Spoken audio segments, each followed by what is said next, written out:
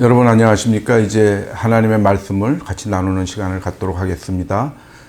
그동안 제가 설교한 동영상이 이렇게 검색을 하시면은 검색될 수 있습니다. 이거 참조하시기 바랍니다.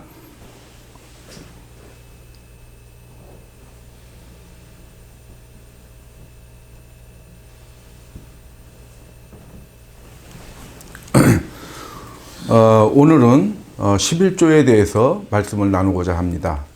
지지난주에 우리가 봉헌물을 전체적으로 한번 훑어보는 시간을 가졌죠. 그래서 우리가 우리 한국교회에서 드리는 봉헌물들 중에서 11조, 건축헌금, 일천번제 이런 것들이 있다고 그랬죠. 그래서 그 11조에 대해서는 제가 그 개념만 잠깐 말씀드렸고, 건축헌금과 일천번제에 대해서는 그 문제점이랄까 하는 것들을 좀 자세히 말씀드렸습니다. 오늘은 11조에 대해서 따로 말씀을 드리도록 하겠습니다.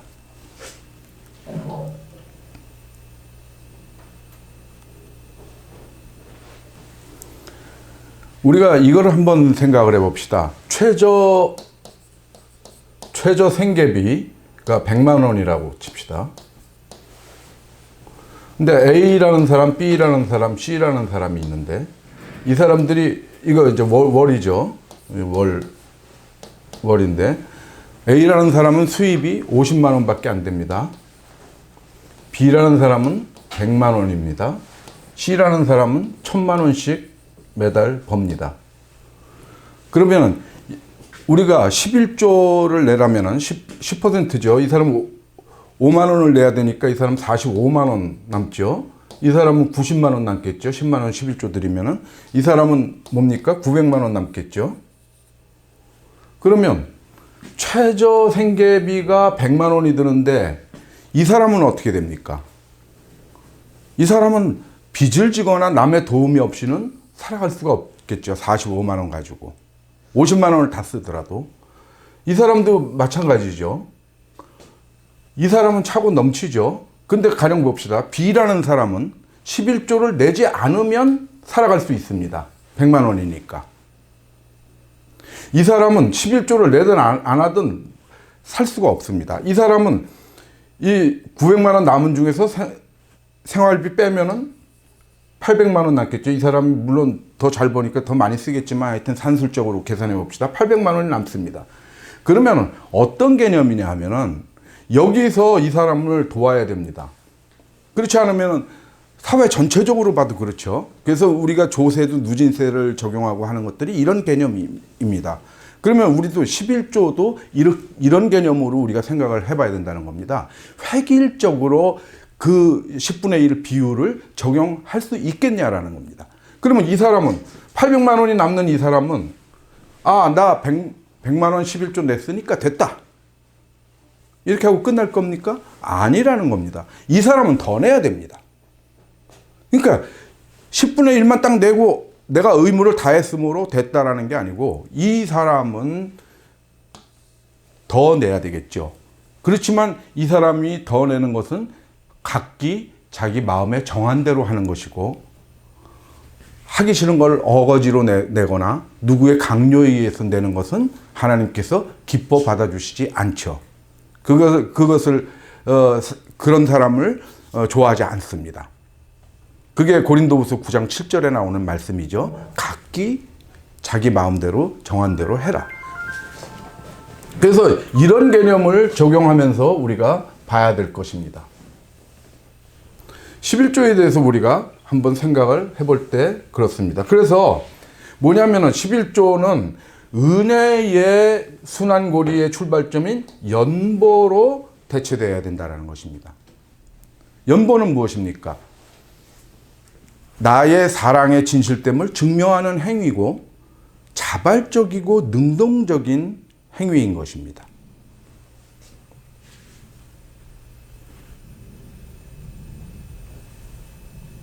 그래서 봉헌물에서도 말씀을 드렸지만 이 연보의 원리를 한번 다시 보고 넘어가도록 하겠습니다. 이 연보로 대체돼야 된다는 것이죠. 제가 드리는 말씀은 11조를 그래서 연보가 있습니다. 이렇게 연보가 있고,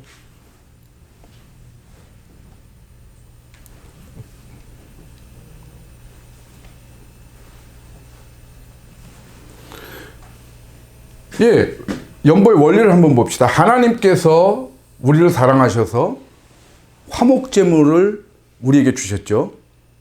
화목제물이 누굽니까? 예수 그리스도죠. 예수 그리스도를 우리에게 화목제물로 주셔서 하나님께서 우리에게 제물을 바친 후에는 우리는 하나님께 직접 드릴 게 아무것도 없다고 그랬죠. 단지 무엇이냐?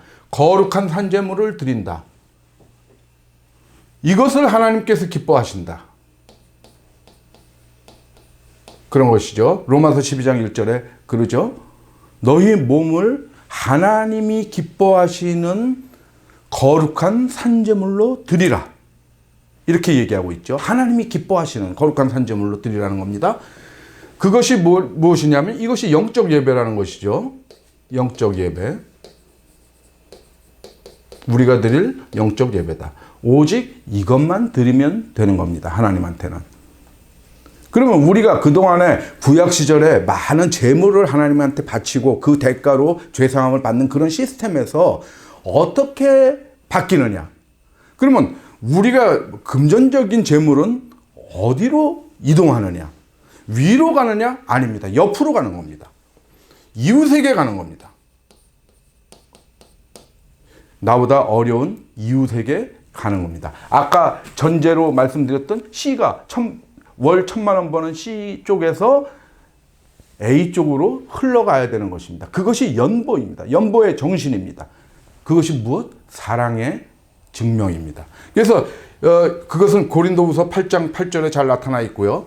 여기 마태복음 25장 40절은 뭡니까? 예수님께서 내 형제 중에 지극히 작은 자한테 한 것이 곧 나한테 한 거다 라는 겁니다. 그러니까 우리가 이웃에게 연보를 하면 그것이 하나님께 바쳐지는 것입니다. 이것이 연보입니다. 헌금이라는 말을 우리는 가급적 쓰지 말자고 그랬죠. 헌금은 바치다, 드릴 헌, 바칠 헌 그런 뜻이죠. 직접적으로 돈이 하나님한테 바쳐지는 그런 시스템은 없습니다.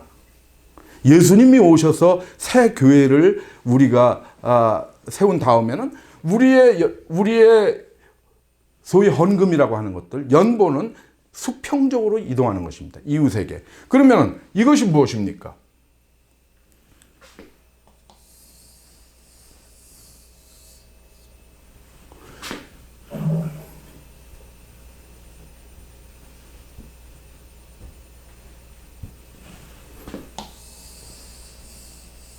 이렇게 사는 삶 자체가 무엇이냐면 예수 그리스도 안에 있는 삶입니다. 이 삶을 사는 것이 거룩한 산제물을 드리는 것입니다. 우리의 삶 자체를 하나님께 드리라는 것입니다. 그래서 보면은 여기 거룩한이라고 있죠. 우리가 어떻게 거룩해집니까? 예수 그리스도 안에 있을 때 거룩해지죠. 고린도전서 1장 2절에 그러죠. 예수 그리스도 안에서 거룩하여져서 성도라 부르심을 입은 자들이라는 표현이 나오죠. 그게 이제 교회의 구성 요건인데, 그러면은 우리가 예수 그리스도 안에 늘 말씀드리지만 여기에 들어가는 방법은 뭡니까? 예수 그리스도 안으로 들어가는 것은 이거밖에 없습니다. 서로 사랑. 서로 사랑하라. 이런 삶을 살 때 예수 그리스도 안에 있는 것이고, 서로 사랑할 때 우리가 거룩해지는 겁니다. 우리가 거룩한 삶을 살아야 된다. 우리가 거룩하여진다. 이런 게 뭐였죠? 여러분들. 간단한 겁니다. 우리가 우리 이웃을 우리 자신처럼 사랑하는 삶을 살 때 그 상태가 우리가 거룩하여진 상태입니다.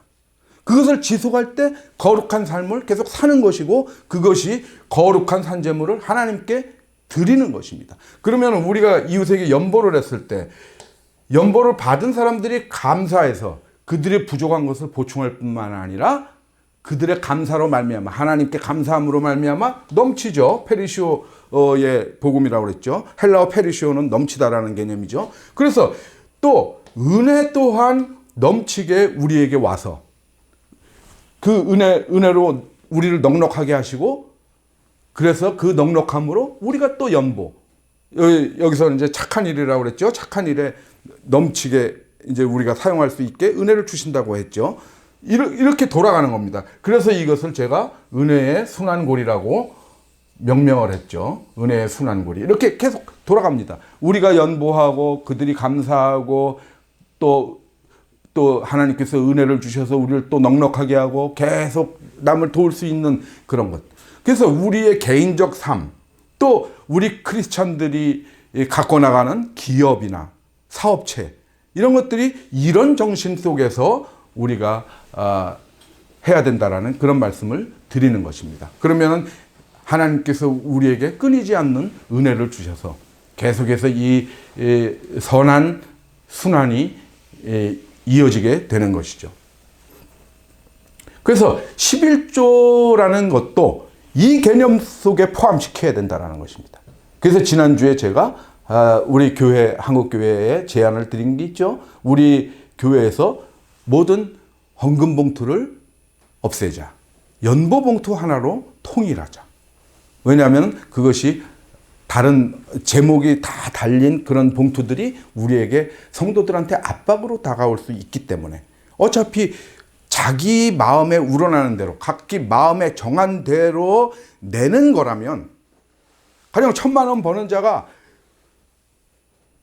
내가 생계비 빼고 100만 원 빼고 900이 남는다면 900을 다 낼 수도 있는 거 아닙니까? 자기가 마음이 우러나면은 그렇게 하자라는 겁니다. 예, 이제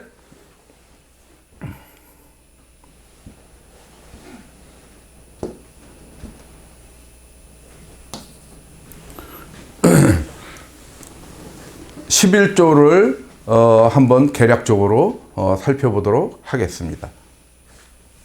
족장시대 때 11조를 내는 케이스가 나오죠. 그 예가 나오는 게 뭐냐면은 아브라함입니다. 첫 번째는 아브라함이 어떻게 됐습니까? 그 조카 롯이 있었죠.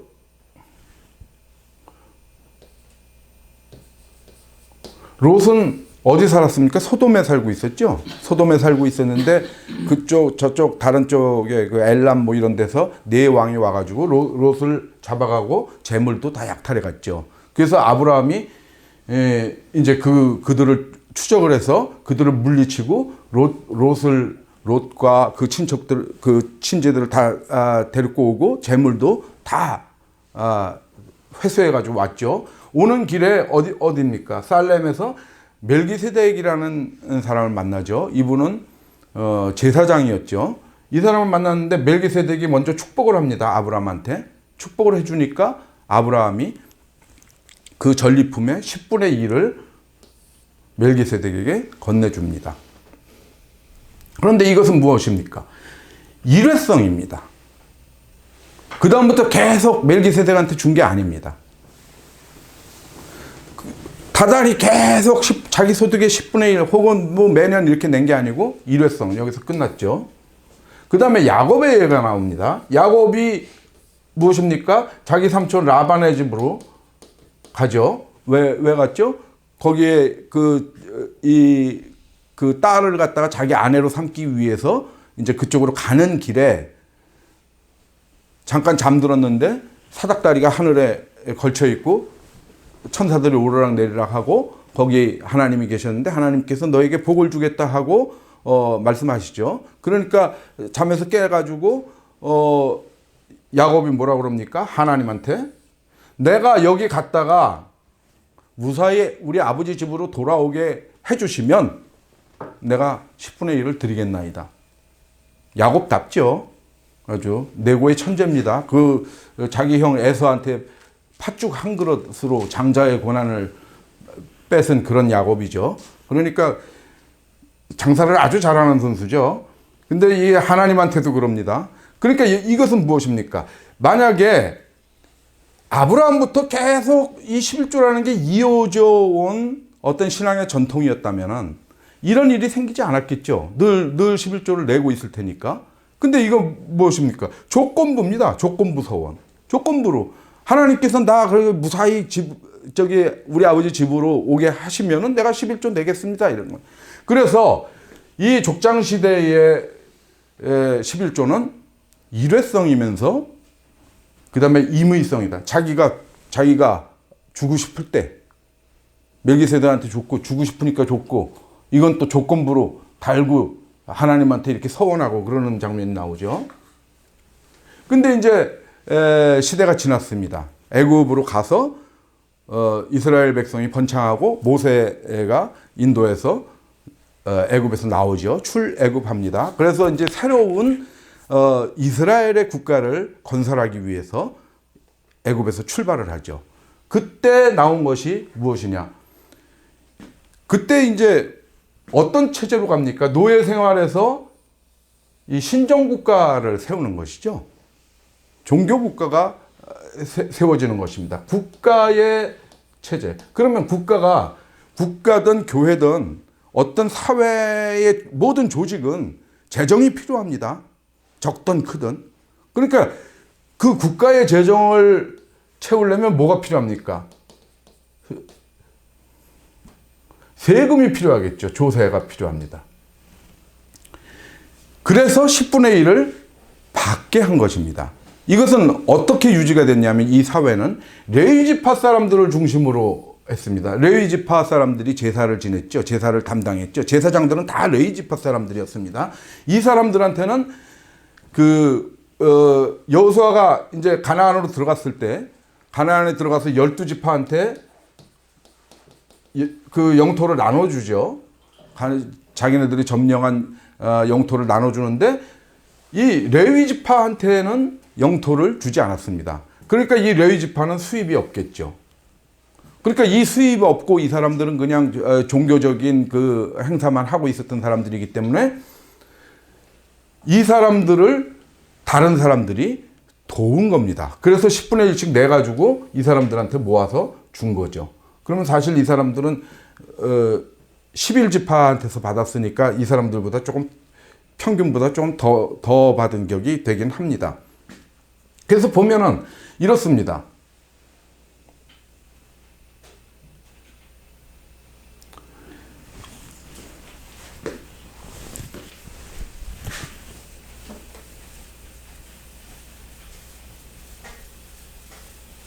이 시대에는 뭐냐면 농경사회였죠.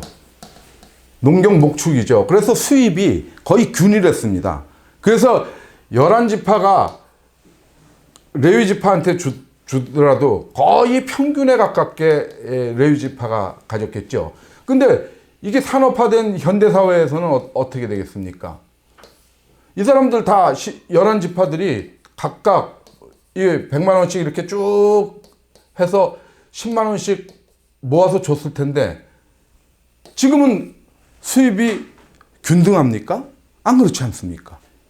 1년에 100억 버는 사람도 있고 1년에 1000만 원밖에 벌지 못하는 사람도 있죠. 그러면 이 사람이 11조를 하면 10억이겠죠. 근데 평균으로 쫙 보니까 100억 버는 사람은 평균이 아니죠. 평균 1년에 한 1억 번다고 칩시다. 그러면 여기서 또 다 더하기 되겠지만 요거만 가지고도 레위지파한테 11조를 준다 그러면 어떻게 됩니까? 레위지파가 엄청나게 축제를 하게 되죠. 이런 부작용이 있는 거죠.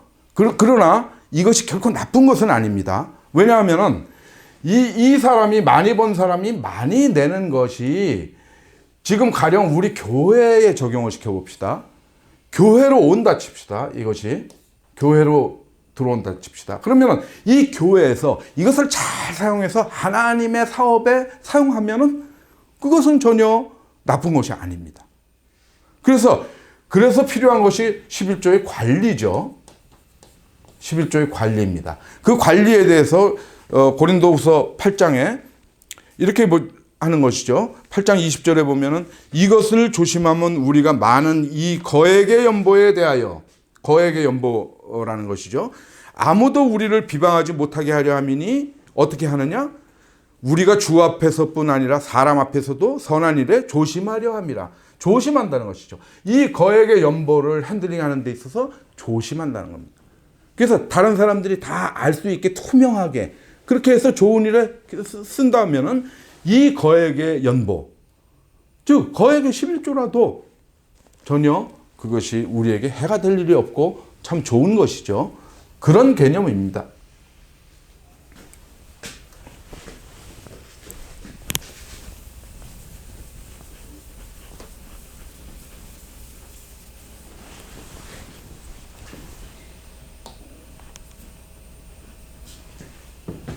그래서 아무튼 조세의 성격을 가지고 있었다. 근데 이 고대 사회에서는 대부분 다 10%를 받았습니다. 로마에서도 속주세 같은 게 다 10%였죠. 아주 세금 체계가 아주 간단했죠.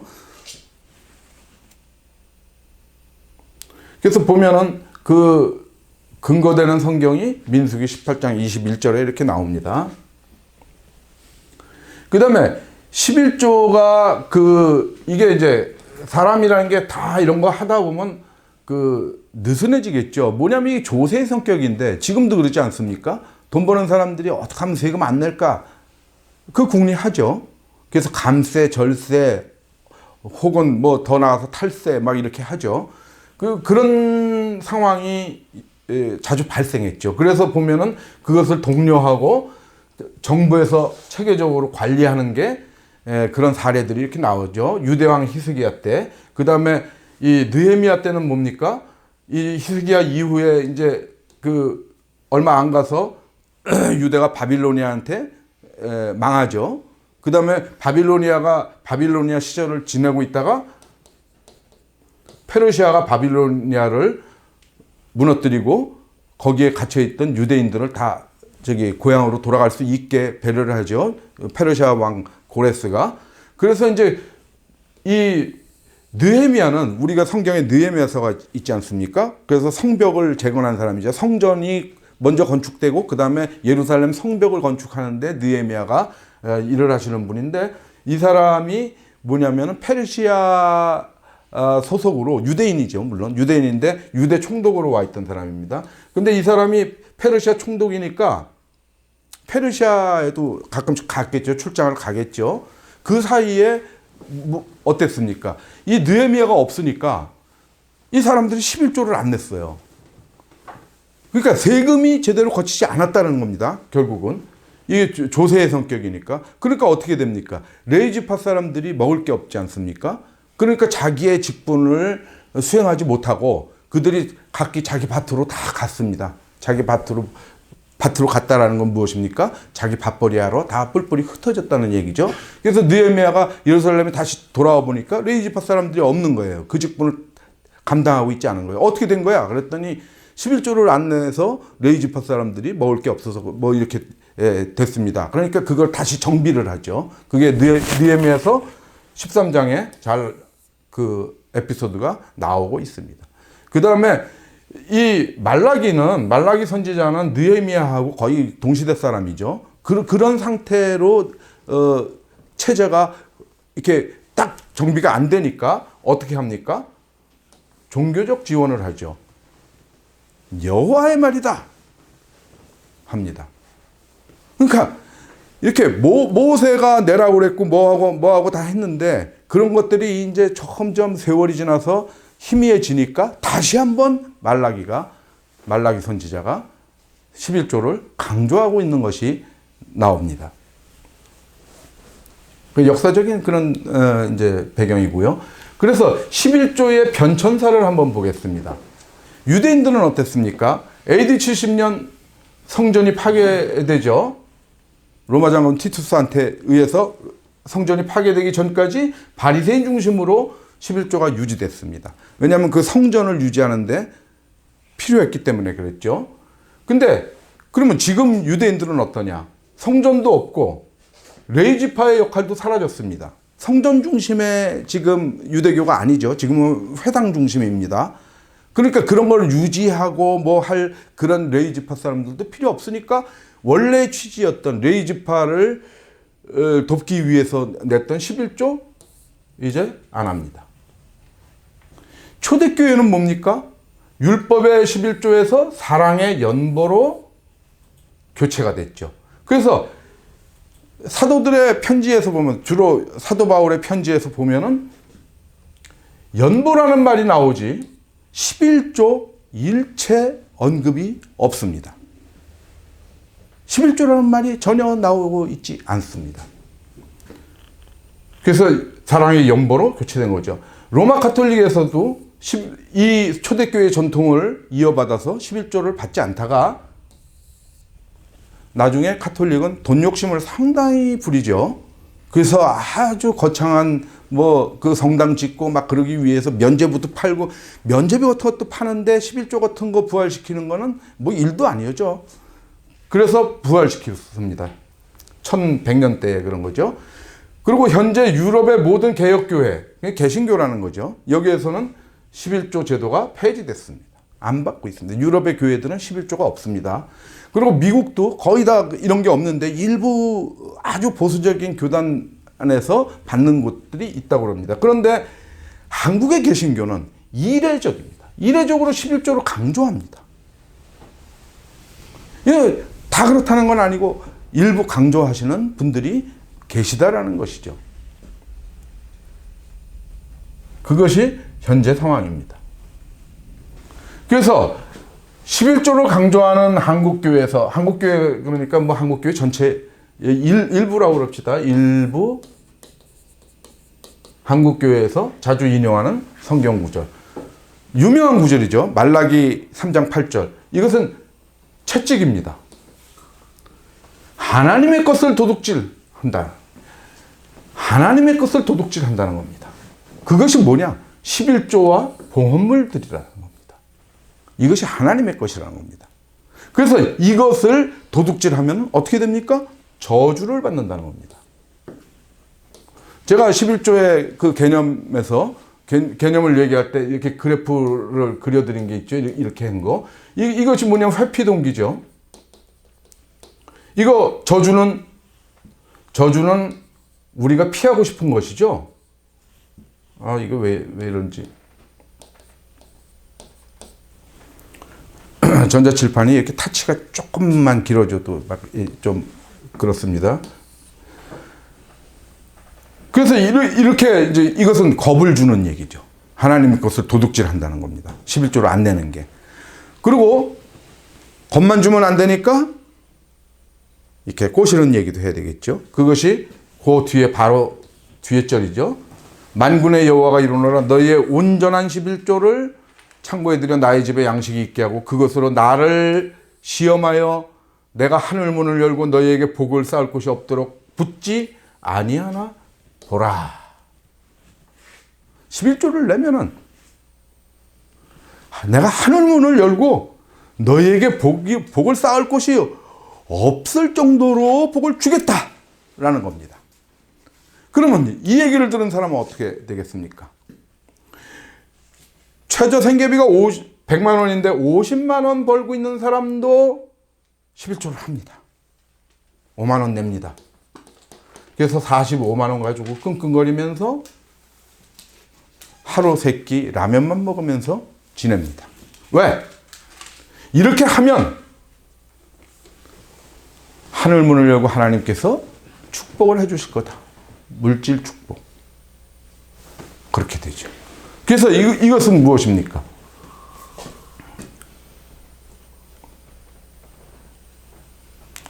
이것은 이 구절을 자꾸 강조하면은 성도들을 기복신앙으로 이끕니다. 이것을 자꾸 강조하면은 면죄부적 신앙을 갖게 합니다. 자기 의무를, 내가 이런 의무를 다 하면은 내가 죄에서 면해질 것이다. 저주를 피할 것이다. 이런 생각을 은연중에 갖게 되는 거죠. 이것에 꽂히는 사람들은 내가 복 받아야지. 그래서 내가 당장은 굶어 죽는 한이 있어도 10분의 1은 꼭 내야지. 이게 하나님 것이니까. 이거 도둑질하면 저주받고 이거 내면은 복 받을 거니까. 그래서 보면은 채찍으로 사용되는 이 말, 저주라는 말, 이것은 무엇이냐면은 하나님의 것이라는 것을 얘기하고 있습니다. 근거는 레위기 27장에 나오죠. 그 10분의 1은 여호와의 것이다. 이렇게 분명히 성경에서 얘기하고 있죠. 레위기에서. 그러면 예레미야서 7장 22절에서 23절을 봅시다. 사실은 내가 너희 조상들을 애굽 땅에서 인도해낸 날에 번제나 희생에 대해서 말하지 않고 명령하지 아니하고 오직 내가 이것을 그들에게 명령하여 이르기를 내 목소리를 들으라. 쏴마 이스라엘아 들으라. 너희는 하나님을 네 마음을 다하고 목숨을 다하고 뜻을 다하여 주 여호와 하나님을 사랑하라. 신명기 6장 5절이죠. 이스라엘아 들으라 하는 건 신명기 6장 4절입니다. 그 구절 자체를 쏴마라 그러죠. 들으라. 하나님의 목소리는 무엇입니까? 우리를 영생으로 이끄는 그 목소리를 들으라는 것이죠. 내가 언제 너네들한테 이런 거 바치는 거에 대해서 얘기한 적이 있느냐? 레위기 전체를 부정하고 있습니다. 레위기는 맨 처음에 뭐 나옵니까? 화목제물, 속죄제물, 속건제물에 대해서 1장부터 쭉 나옵니다. 그때 뭐라 그럽니까? 여호와께서 모세에게 이르시기를. 분명히 그렇게 쓰고 있습니다. 레위기는. 근데 예레미야서에서는 뭐라 그럽니까? 내가 언제 그런 얘기했느냐? 예레미야서 23장을 잠깐 보겠습니다. 예레미야서 23장은 거짓 선지자들에 대해서 쭉 나오는 것이죠. 16절에 보면은 너희에게 예언하는 선지자들의 말을 듣지 말라. 그들은 너희에게 헛된 것을 가르치나니 그들이 말한 묵시는 자기 마음으로 말미암은 것이요 여호와의 입에서 나온 것이 아니니라. 자기 유익대로 자기 마음대로 얘기한다는 겁니다. 18절에 보면 누가 여호와의 회의에 참여하여 그 말을 알아들었으며 누가 귀를 기울여 그 말을 들었느냐? 너네가 내 회의에 참여해서 내가 뭐라고 그러는지 들었어? 내가 그런 얘기해서 너희가 전하는 거야? 그렇게 얘기하는 거야? 아니라는 겁니다. 그런 소리 듣지 말라는. 근데 여기서 7장 22절에서는 아주 근본적인 걸 부정하고 있습니다. 그래서 우리는 복음을 어떻게 우리가 해석해야 될 것인가? 조금 더 진행을 하도록 하십시다. 예수님이 오셨습니다. 예수님께서는 율법과 선지자, 즉 구약이죠. 이것은 구약을 얘기합니다. 요한 때까지고 그 후부터는 예수님 때부터겠죠. 예수 그리스도 때부터는 하나님 나라의 복음, 영생의 복음이죠. 그것이 전파된다라는 거죠. 여기 이거는 끝났다. 예수 그리스도가 오심으로 다 적용 안 된다. 레위기에서 얘기한 거, 말라기에서 얘기한 거, 율법, 레위기죠. 선지자, 말라기죠. 다 요한 때까지로 끝. 에베소서 2장에 보면 법조문으로 된 계명의 율법을 폐하셨다. 출애굽기, 레위기, 민수기, 신명기에 나오는 모든 아주 율법 투성이죠. 계명 투성입니다. 그런 거 다 끝. 히브리서 10장에 보면은 주께서는 제사와 예물, 번제, 속죄제 이런 거 원하지도 아니하시고 기뻐하지도 않으신다. 원하지도 않는다. 너네 그런 거 가져오지 마. 이겁니다. 이사야서 1장에 보면은 막 하나님께서 이거 가져오는 거 보고 짜증을 내십니다. 여러분들이 이사야서 1장을 한번 재밌게 읽어보시기 바랍니다.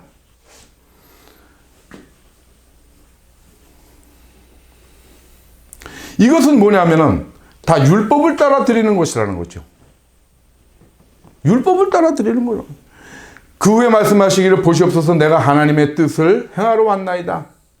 예수님은 하나님의 뜻을 행하러 왔다라는 것이죠.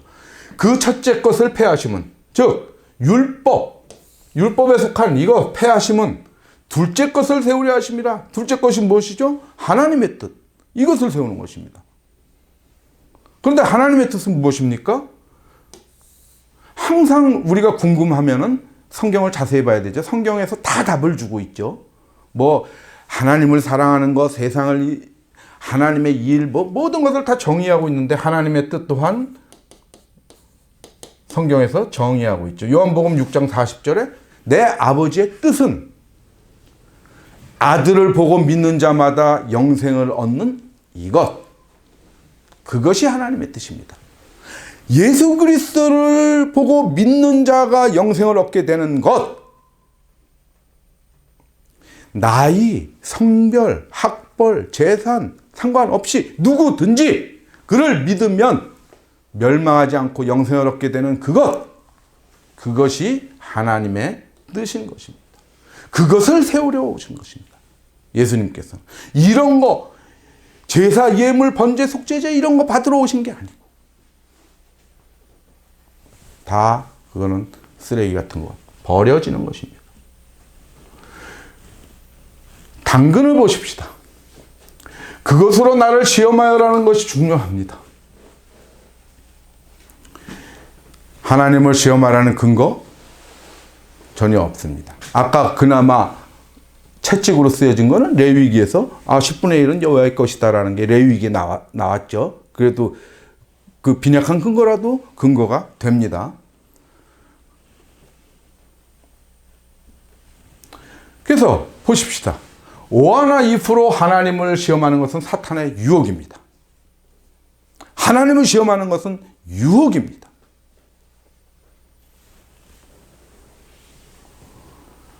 여기 보면은 어떻게 영어를 써서 죄송합니다. See if I will not 뭐뭐뭐뭐 보라 내가 그렇게 하지 아니하는지 if 이거 whether하고 같은 용법으로 쓰인 if죠. 그래서 이 if를 썼습니다. 오하나 if 신명기 6장 16절에 보면 너희가 마사에서 시험한 것 같이 너희의 하나님 여호와를 시험하지 말라고 모세가 얘기하고 있습니다. 이 마사에서 시험한 것이 무엇입니까? 이제 이스라엘 백성이 광야에서 막 이렇게 헤매고 있을 때죠. 근데 물이 없었습니다. 물이 없어서 모세한테 막 난리칩니다. 그때 모세가 어떻게 얘기합니까? 나에게 와서 그러면서 여호와를 시험하지 말라 그러죠. 근데 여호와를 시험하지 말라라고 한 중에 이게 이제 그 신명기 6장 16절에 나오지만 이게 뭐냐면 출애굽기 17장으로 연결이 됩니다. 그래서 잠깐 제가 출애굽기 17장을 준비를 했습니다. 2절에 너희가 어찌하여 여호와를 시험하느냐. 그 앞에 여러 말이 있지만 모세가 이렇게 얘기합니다. 근데 그 시험하는 내용이 무엇이냐 하면은 그들이 여호와를 시험하여 이르기를 여호와께서 우리 중에 계신가 안 계신가? 여호와께서 우리와 함께 하시는가 안 하시는가? 오하죠. 그래서 이제 영어 성경에는 is Lord among 우리가 us or not 하나님께서 우리 가운데 계시는가 아닌가 오아가 들어갔죠. 혹은 그럴까 아니면 만약에 무엇이 이렇게 하지 말라는 겁니다. 하나님은 시험의 대상이 아닙니다. 인간 따위가 하나님을 시험하면은 말이 안 되는 것이죠. 그래서 이제 결국은 이게 이제 같은 내용들이 신명기에 마사를 이렇게 얘기를 하는데 마사는 이제 그 무리바라고도 하죠. 무리바의 물. 그래서 이제 민수기에도 나오고 같은 기사가 나옵니다. 그래서 이 사건 때문에 모세가 가나안으로 못 들어가게 되는 것이죠. 그건 뭐 더 엽기로 너무 새는 것 같아서 이 정도로 얘기를 하겠습니다. 그래서 하나님이 우리와 함께 계실 거요? 안 계실 거요? 하나님 테스트하지 말라는 거죠. 대표적인 게 마태복음 4장 5절에서 7절까지죠. 사탄이 어떻게 합니까? 예수님을 금식이 끝난 예수님한테 맨 처음에 돌멩이를 떡으로 만들어 먹으라 이렇게 하고, 두 번째로 뭡니까? 성전 꼭대기에 예수님을 데리고 가서 여기서 뛰어내려라. 네가 하나님의 아들이면 뭡니까? if가 나오죠. If you are the son of God. 네가 만약 하나님의 아들이면, 네가 여기서 뛰어내렸을 때 네가 아무 해를 받지 않을 거 아니냐? 네가 하나님의 아들임을 증명해봐라. 테스트해보는 겁니다. 이것이 사탄의, 여기서는 마태복음에서는 분명히 사탄이 이렇게 예수님을 시험하는 게 나옵니다. 대답이 뭡니까? 예수께서 이르시되 주 너의 하나님을 시험하지 말라. 우리가 하나님을 시험 많이 합니다. 어떤 많은 성도들을 잘못된 길로 이끌면서 선동하는 목사라고 지칭하는 자가 있습니다. 그가 말하기를 뭐냐면, 우리가 모여서 하나님께 예배하면, 우리가 이렇게 밀집돼서 모여서 마스크 안 쓰고 해도 하나님께서 우리를 지켜주셔서 코로나 안 걸린다. 하나님, 우리가 하나님께 예배하는데 코로나 걸리게 하실 겁니까? 아닙니까? 오와. 하나님, 우리하고 같이 계실 겁니까? 안 계실 겁니까? 하나님을 테스트하는 겁니다. 내가 복음을 전하러 가는데, 차 타고 가는데 시속 250km 막 밟고 갑니다. 바쁘니까. 하나님한테 기도합니다. 내가 하나님의 복음을 전하러 가는데 250km로 간들 하나님께서 나 사고 나서 죽게 하실 겁니까? 아닙니까? 하나님을 테스트하는 겁니다. 하나님은 성전 꼭대기에서 떨어지면 죽게끔 만들어 놓은 것이 자연 질서입니다. 이런 식으로 과속하다가 사고 나면 죽게끔 돼 있는 것이 자연 법칙입니다. 그것을 거스르면서 많이 모여서 집단으로 방역 그 어떤 시스템을 무너뜨리고 하면 코로나 걸립니다. 하나님, 이렇게 우리가 하는데, 선한 뜻으로 하는데 하나님께서 어떻게 하시겠습니까? 내가 하나님의 아들인데 성전 꼭대기에서 뛰어내리면 날 죽게 하시겠습니까? 이것이 하나님을 시험하는 것입니다. 그거 하면 절대 안 됩니다. 예수님도 여기에서 뛰어내렸으면 돌아가셨을 겁니다. 왜? 사탄의 유혹에 넘어간 거니까. 하나님의 능력을 우리의 시험 대상으로 여겨서는 안 됩니다. 하나님의 능력은 하나님의 뜻에 따라, 하나님의 뜻 뭐요? 우리의 영생이죠. 영생에 합당하게 하나님께서 쓰시는 것이지, 우리가 뭐 이렇게 하면 될까요? 저렇게 뭐 이러실래요? 저러실래요? 이거 아닙니다. 큰 코 다칩니다.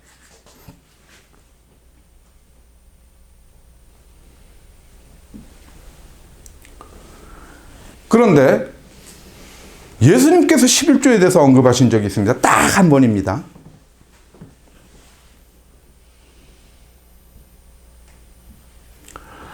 잠깐요. 이렇게 11조가 과연 하나님을 시험할 정도로 그렇게 효과가 있는 거면은 왜 예수님께서 한 번도 우리에게 그 산상수훈이나 뭐 이런 데서 언급하지 않으셨을까요? 왜 사도 바울은 주구장창 사랑의 연보에 대해서만 얘기하고 11조 이런 방법 없습니까? 뭐 신약 성서를 보십시오. 딱 한 번 나옵니다. 11조라는 말이. 11조를 사도들은 전혀 강조하지 않았습니다. 무조건 사랑의 연보였습니다. 그걸로 대치돼야 되는 것입니다. 예수님께서 이렇게 하시죠.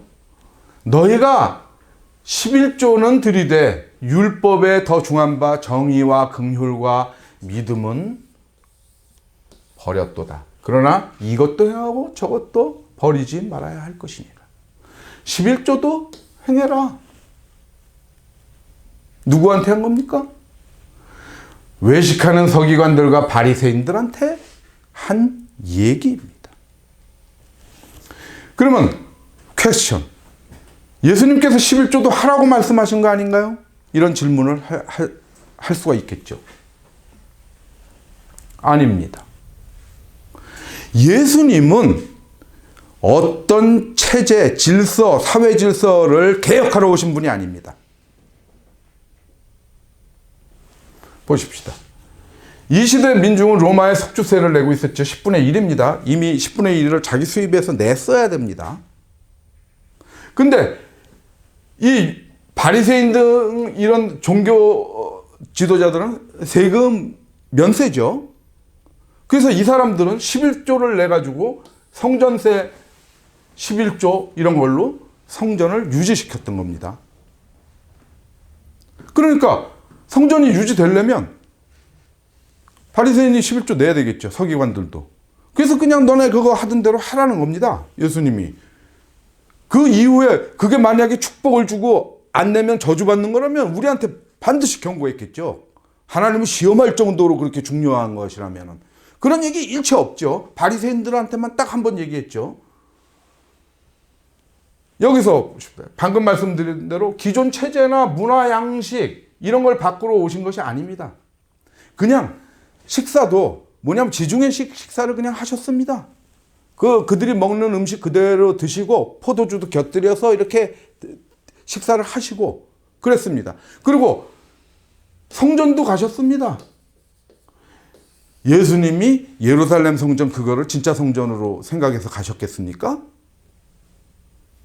예수님이 돌아가시고 나서 성전의 휘장이 쫙 갈라지지 않았습니까? 그 성전에 하나님이 계신다고 믿고 있던 사람들한테 휘장을 갈라서 딱 보여주시잖아. 봐라, 여기 하나님이 계시냐? 이것이 진짜 성전이냐? 하고 보여주시지 않았습니까? 그런 예수님도 부활하시기 전까지, 돌아가시기 전까지는 성전을 자주 다니셨습니다. 왜? 그곳에 사람이 많이 오니까. 거기에 모이니까 그 사람들한테 말씀을 전하시기 위해서 그 체제를 그냥 인정하고 다니신 겁니다. 가이사의 것은 가이사에게 줘라. 그리고 성전세도 내셨죠? 성전세. 베드로가 예수님 쟤들이 자꾸 우리 보고 성전세 내라고 그러는데요. 그러니까 예수님이 그때 가지고 있는 돈이 없으니까 너 가서 낚시하면은 거기에 그 물고기 안에 한 세겔이 들어있을 거다. 은화죠. 세겔은 은화 한 세겔짜리가 들어있을 테니까 네 거하고 내 거하고 같이 내라. 성전세. 그때 성전세가 반 세겔이었거든요. 반 세겔. 나중에 제가 한번 이 성경시대 화폐에 대해서 여러분들께 한번 정리를 해드릴 겁니다. 왜냐하면 거기에서도 그것을 언급하면서도 또 복음과 관련되어 있는 것들이 많이 있기 때문에 화폐를 쭉 정리하면서 거기에 딸리는 복음들을 제가 말씀을 드릴 텐데요. 여하튼 성전세 이렇게 예수님이 성전세 냈죠. 또 가지고 와서 로마한테 세금을 내야 됩니까? 하고 물어봤을 때 가이사의 것은 가이사에게. 기존 체제를 뒤집으러 오신 분이 아니라는 겁니다. 그러니까 바리새인들한테 너네가 이렇게 성전을 유지하려면 11조 내는 거 그냥 내라. 너네 뭐 따로 로마한테 세금 내는 것도 없고 그런 겁니다. 그래서 예수님이 그렇게 했지만 예수님의 부활 후에는 어떻습니까? 새 계명, 새 언약으로 세워진 새 교회에서는 11조 모든 봉헌물 일체 언급 없습니다. 그것이 사랑의 연보로 바뀌게 된 것입니다. 사도 바울이 그래서 끊임없이 사랑의 연보, 그 연보의 정의, 그 다음에 그 연보의 목적, 그 연보의 방법, 이런 것들을 고린도후서 8장과 9장에서 자세히 우리에게 말씀해 주고 있는 것입니다. 여러분들이 바쳐야 되는 것, 봉헌물들에 대해서 알고 싶으시면 고린도후서 8장과 9장을 이렇게 정독을 해보시기 바랍니다. 그래서 보면은 구약의 모두 이 율법과 선지자죠. 여기에 강령, 가장 중요한 것이 무엇입니까? 강령이라는 게 이거죠. 이렇게 이것이 강령입니다. 강령. 이렇게는 뭔지 모르겠죠? 이렇게 그물 쳤을 때 그물이 있고 여기에 제일 굵은 이게 강령이죠. 이게 별이 강자 강령. 가장 줄거리 되는 것, 가장 중요한 것, 그것이 무엇입니까? 주 너의 하나님을 사랑하라. 내 이웃을 내 자신처럼 사랑하라. 이것입니다. 이것 빼놓고는 나머지는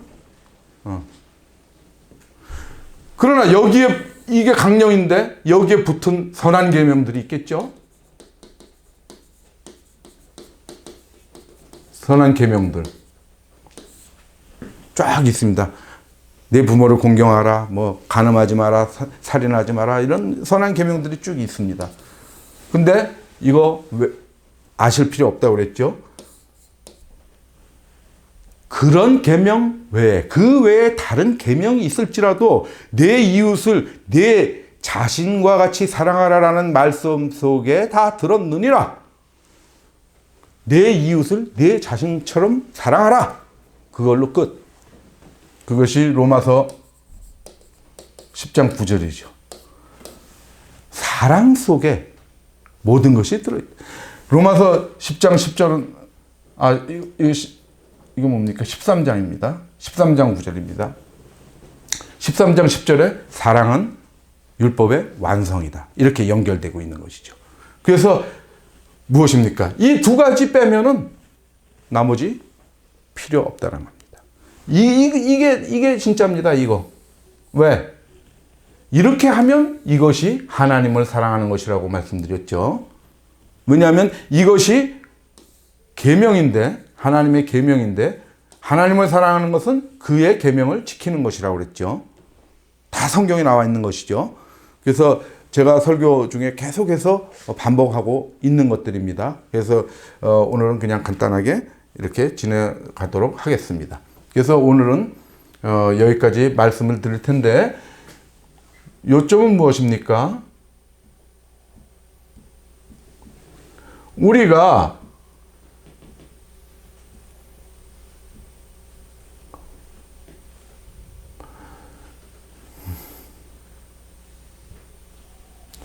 상대적인 것들,